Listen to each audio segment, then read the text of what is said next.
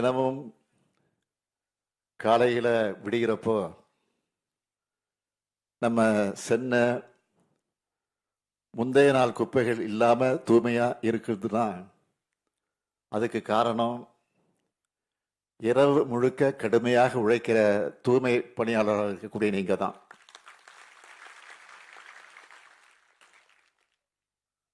அப்படிப்பட்ட உங்களுக்கு உணவு வழங்கும் இந்த முதலமைச்சரின் உணவு திட்டத்தை தொடங்கி வச்சதில் நான் உள்ளபடியே பெருமை அடைகிறேன். என்னதான் சத்துணவு, டயட், எக்ஸசைஸ்ன்னு இருந்தாலும் நாம் ஆரோக்கியமாக வாழணும்னா அதுக்கு அடிப்படை என்னன்னு கேட்டிங்கன்னா தூய்மை தான்.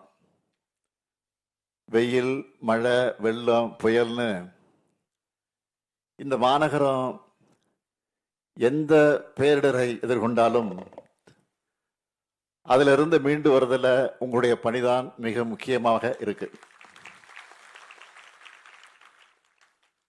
உங்களுடைய ஒப்பற்ற உழைப்பால தான் நம்முடைய சுற்றுப்புறம் சுத்தமாக இருக்கு. உங்களால தான் நீர்நிலைகள் தூய்மையா இருக்கு. உங்களால தான் குழந்தைகள் நலமா பள்ளிக்கெல்லாம் போயிட்டு வராங்க. நான் இந்த சென்னை மாநகருக்கு மேயராக பொறுப்பேற்ற போது தலைவர் கலைஞர் எனக்கு என்ன அறிவுரை சொன்னார்னா, இது பதவி அல்ல, பொறுப்புன்னு சொன்னார்.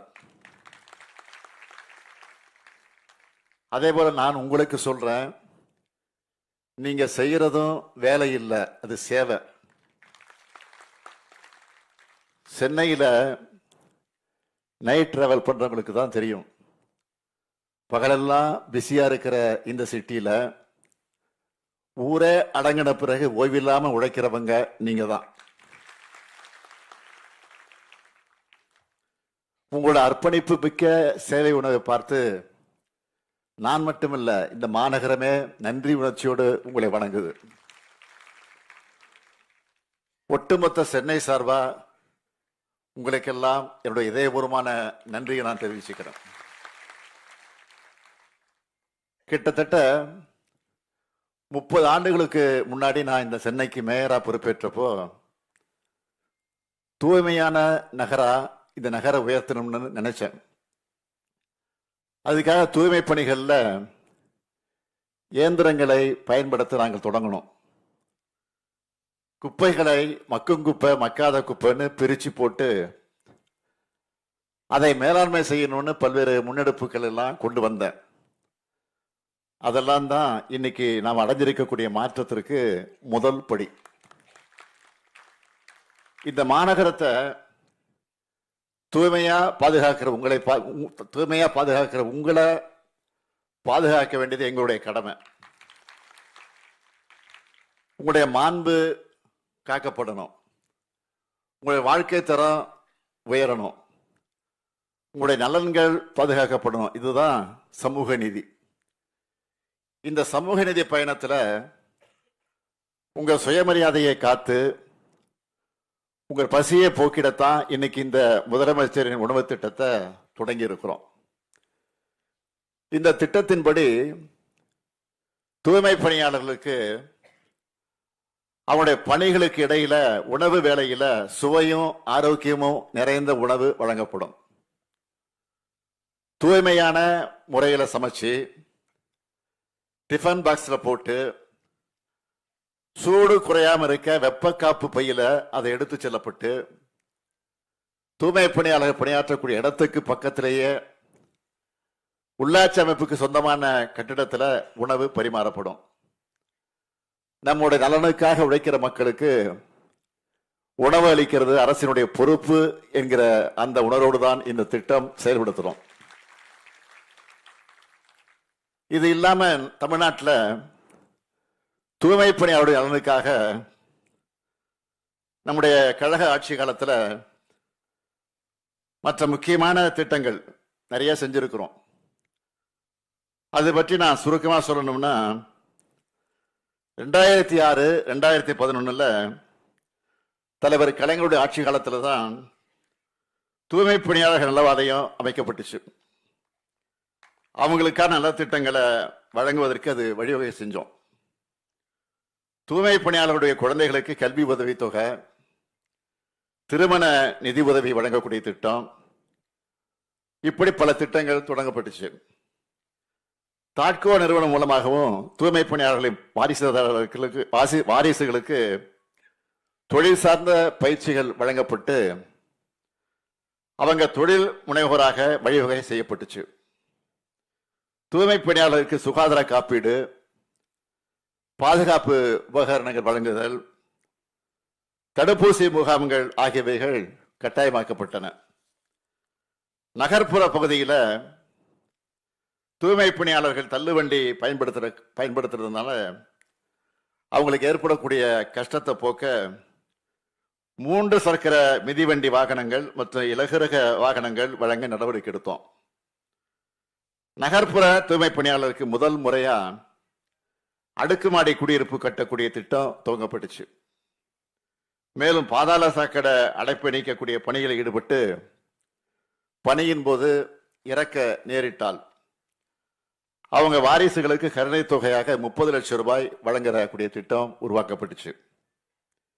இதோட தொடர்ச்சியா இப்போ நம்ம திராவிட மாடல் ஆட்சியில தூய்மை பணியாளர்கள் மேம்பாட்டு திட்டம் அறிவிக்கப்பட்டு கடந்த 2022ஆம் ஆண்டு டிசம்பர் 12ஆம் தேதி மதுரையில நான் தொடங்கி வச்சேன்.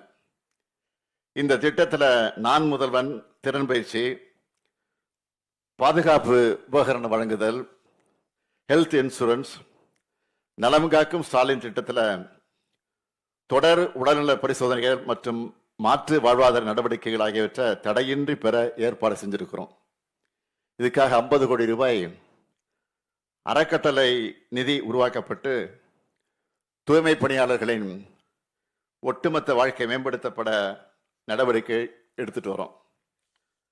சென்னை மெட்ரோ வாட்டர் மற்றும் கழிவுநீர் அகற்று வாரியம் சார்பில் பாதாள சாக்கடை திட்டத்தின் மூலமாக நடைபெறக்கூடிய அனைத்து பணிகளும் முழுமையாக இயந்திரமயம் ஆக்கப்பட்டிருக்கு.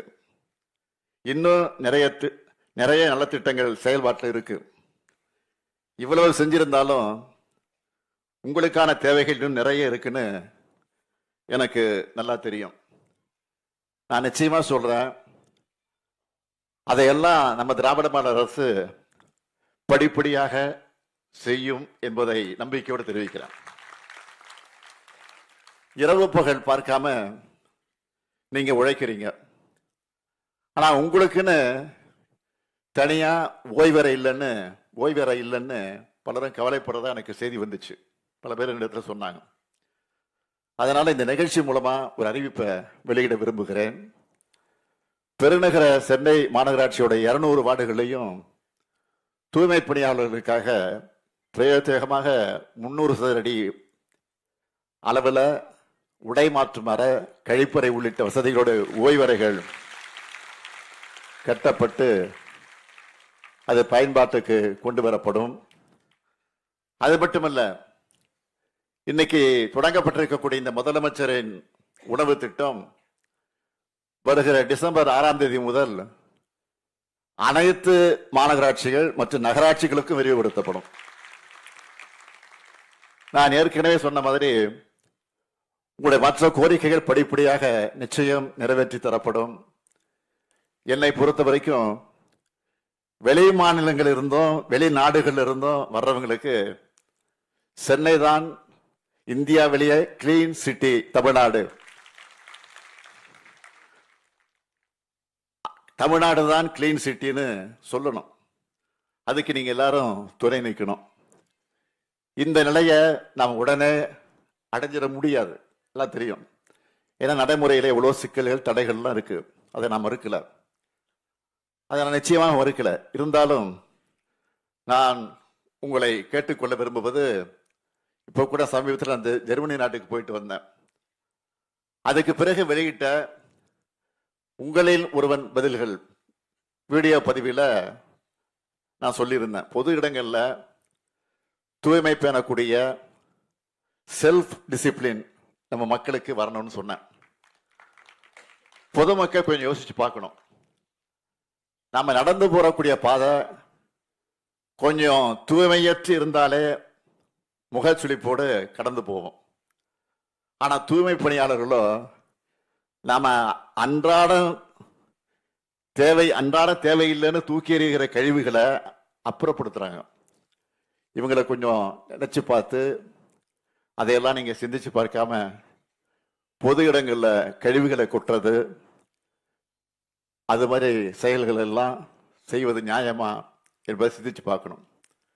சிலரெல்லாம் வீட்டில இருந்து குப்பை தொட்டி வரைக்கும் எடுத்துக்கிட்டு வந்து குப்பை தொட்டியில் கொண்டு போடாம அங்கிருந்து தூக்கி எறிகிறது, அப்படியே பக்கத்தில் போட்டுறது, தூரத்துல இருந்து தூக்கி வீசுவாங்க. இந்த பழக்கத்தை எல்லாம் ஈஸியா மாத்திக்கலாம்.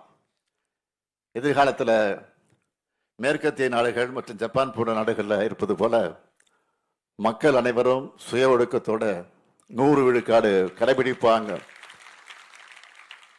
குப்பைகளை ஒழுங்கா தரம் பிரிச்சு போட்டு தூய்மை பணியாளருடைய சுமை பெருமளவில் குறையணும். தூய்மை பணியாளர் என்பது மற்ற எந்த பணியையும் போன்ற பணியாக கருதப்படுகிற அளவுக்கு இவங்களுடைய கண்ணியமும் முறையான பணி சூழலும் உறுதி செய்யப்படணும்னு நான் விரும்புகிறேன். அதுக்கான முன்னெடுப்புகளை திட்டங்களா உருவாக்கி செயல்படுத்தணும்னு நான் நினைக்கிறேன். இதையெல்லாம் இவங்களுக்காகன்னு சொல்லலை, பொதுவா ஒரு சமூகமா நம்ம ஒழுக்கம் மேம்படணும்னா அக்கறையோடு சொல்றேன். நம்மளை பார்த்து தான் நம்ம பசங்க நடந்துப்பாங்க. நாம கரெக்டா நடந்துக்கிட்டா அடுத்து வரக்கூடிய தலைமுறை இன்னும் பெட்டரா நடந்துப்பாங்க. அப்படிப்பட்ட ஒரு சமூகமா நம்ம நகரணும்னு நான் விரும்புகிறேன். என்னுடைய கனவு உங்க வாழ்க்கை தரம் முன்னேறணும், உங்களுடைய உடல்நலம் பாதுகாக்கப்படணும், உங்க பசங்க நல்லா படிச்சு உயர்ந்த பொறுப்புகளுக்கு வந்து உயரணும், அதுல வந்து உட்காரணும். கடந்த ஆண்டு ஒரு செய்தி வந்துச்சு, ஞாபகம் இருக்குன்னு நினைக்கிறேன். திருவாரூர் மாவட்டத்தை சார்ந்த துர்கா என்ற ஒரு பெண், தூய்மை பணியாளருடைய மகள். அவங்க படிச்சு குரூப் 2 தேர்வில் வெற்றி பெற்று நகராட்சி ஆணையரா பொறுப்பேற்றுக்கிட்டு இருக்காங்க. இதுதான் நான் விரும்பக்கூடிய முன்னேற்றம். எதிர்காலத்தில் உங்க பசங்களும் படிச்சு முன்னேறி பெரிய அதிகாரிகளா பொறுப்புக்கு வரணும். அவங்களுக்கு நான் பணி நியமன ஆணைகளை தரணும். இதுக்காகத்தான் தொலைநோக்கு பார்வையோட திட்டங்கள் எல்லாம் செயல்படுத்திட்டு இருக்கிறோம். சுய ஒழுக்கம் இல்லாம முழுமையான வளர்ச்சியோ சமூக மேன்மையோ அடைவதற்கு சாத்தியமே கிடையாது. அரசு தன்னுடைய கடமையை செய்யும், மக்களும் பொறுப்பாக இருந்து பொது இடங்களையும் நம்ம மனசுகளையும் தூய்மையா வச்சுப்போம். இதுக்காக தொடர்ந்து உழைப்போம். தன்னலம் கருதாத பணியாளர்களின் சேவையை போற்றுவோம். நன்றி, வணக்கம்.